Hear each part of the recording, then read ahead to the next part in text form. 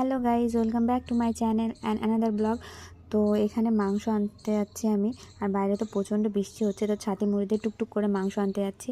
মাংসটা এনে আমি রান্নাটা চাপিয়েও দিচ্ছি, কারণ প্রচণ্ড খিদে পেয়েছে আর অনেকটা বেলা হয়ে গেছে। তখন বাজে প্রায় 1টা থেকে 1:30 মতো মনে হয় বাজে।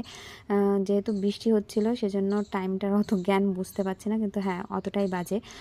তো সেজন্য রান্নাটা করে নিচ্ছি। সকালবেলা আমরা কিছু না কিছু খেয়ে নিয়েছি, মানে মুড়ি টুড়ি খেয়ে নিয়েছি, সেজন্য একবারে রান্না হচ্ছে দুপুরে। তো মাংস রান্না করছি আর এদিকে মসুর ডালের বড়া ভাজছি।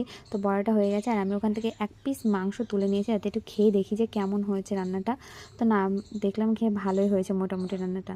তারপর আমি স্নান ধান করে এসে একটু মেশিনে বসবো ভাবছিলাম, বসাটা ঠিক হলো না কারণ গুলো উঠে পড়েছিল। তারপর রাতের খাবারের সময় মা বলছে পকোড়া ভাজলে কেমন হয়, তা মা ওই মাংস দিয়েই পকোড়া ভাজলো। ভাজার পরে সেটা দিয়ে রাতের খাবার শেষ করলাম। তো টাটা।